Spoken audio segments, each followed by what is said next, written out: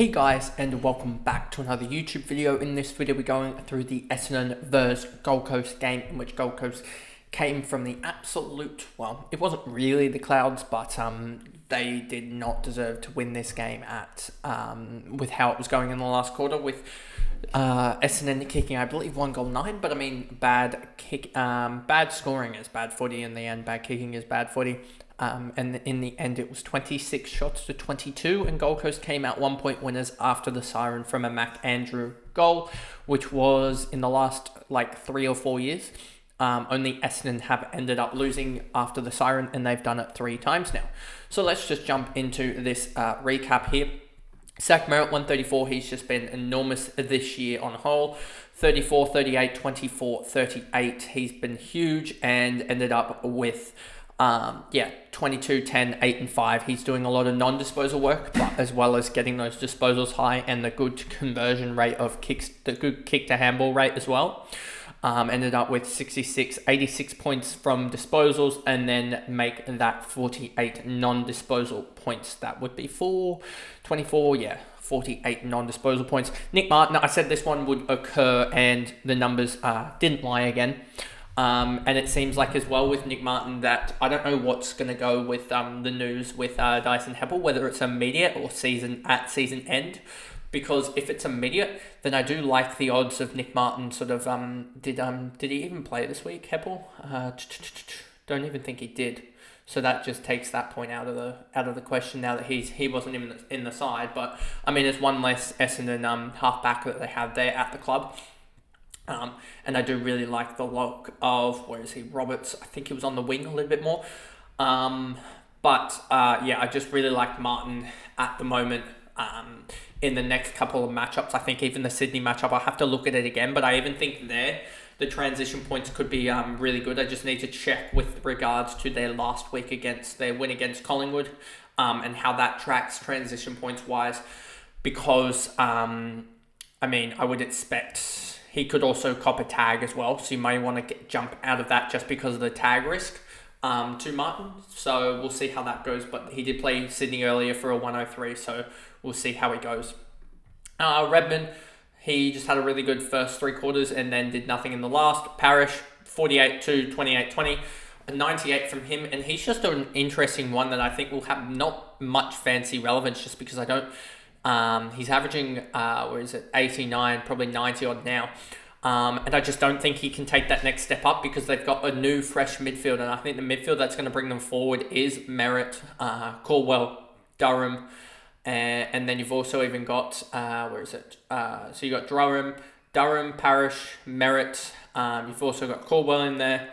And I think even just trying to get like a Hobbs through there, or a Sardis through there, or even if they go to the draft this year, and I think that there will be many mids around that 10 range to 12 range. There'll probably be 12 given the academy guys, or the bid matchings that will occur. So Essendon do have the ability to pick up another guy, but they may even go for a mid-forward type of guy again, which will probably serve them better, as they've got Perkins, Sardis, Hobbs that barely even play at the moment in that sort of midfield forward area as well. So they're just stacked with midfielders. So I just don't know if Parrish will have too much of a role. And you can just see 60 games for a reason. Laverde, Durham, Draper, Shield, none of these guys are really looking at and thinking, they're going to be fancy relevant. Caldwell had a stinker. Just all-round stinker. I need to look at his role.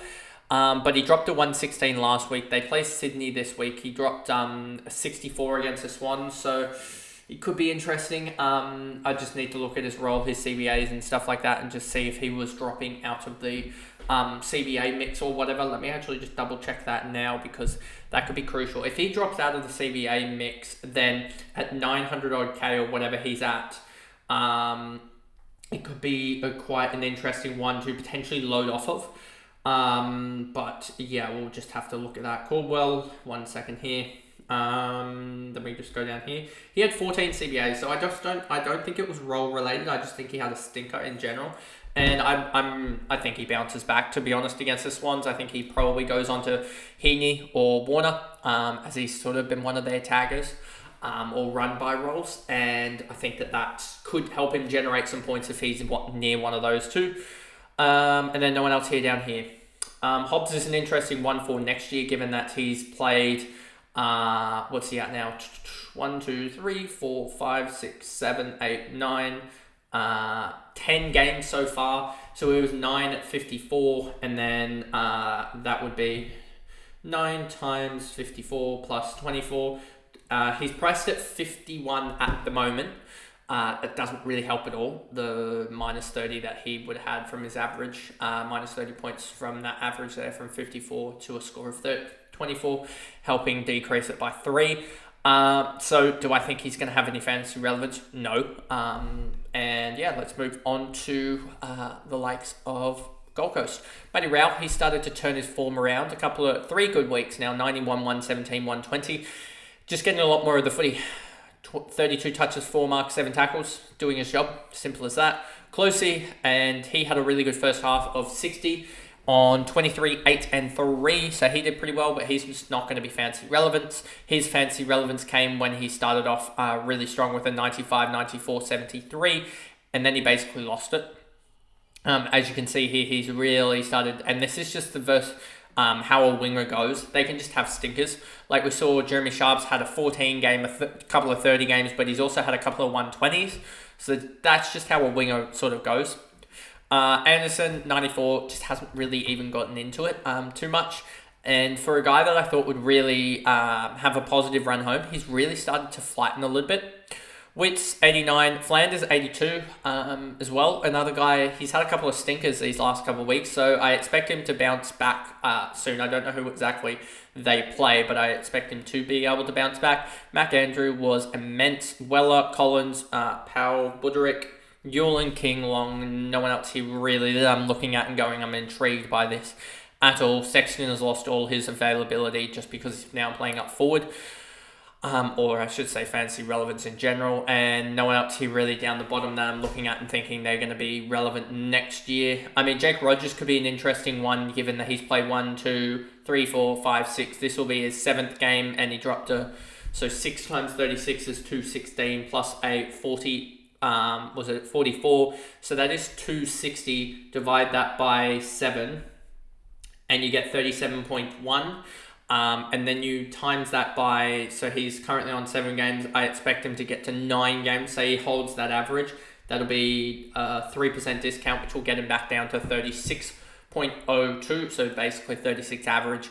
That'll price him around about the 325k marker. 325k for a second year guy. Could he break into that sort of small forward role and really get some sort of availability through just constant selection?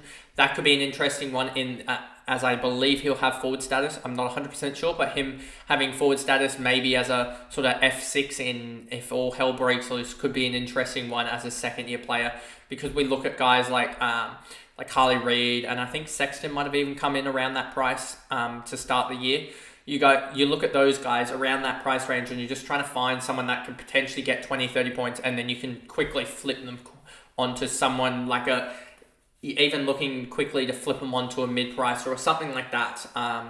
That'll be something to look at next year if he does hold. But if he does get a couple more sub games or has a sub game or 2 where he just doesn't score, that could be also interesting. And that pretty much is the video there going through Essendon versus Gold Coast. I know a lot of the discussion now sort of shifts to what do I see in them next year, etc., which I'll promptly forget by the time that December rolls around and we start doing team previews. But there isn't much to look at this year other than Merritt Martin. I don't think Essendon have a key forward or sort of a guy that's sort of hogging all the marks down back like a Luke Ryan or a Jordan Clark type of player that you could look at potentially, even though I just traded out Jordan Clark. Gold Coast don't really have that either because everyone has already got Sam Flanders, and I don't think they have a really good run home. Who was it? I think it's Hawthorn has the really nice run home. So you could potentially look at a Hawthorn guy this week. But other than that, I don't think there's anyone really to look at. And if you did enjoy the video, remember to like and subscribe, turn the notification bell on so you know when I upload in the future. And I'll see you guys in the next video. Bye, guys.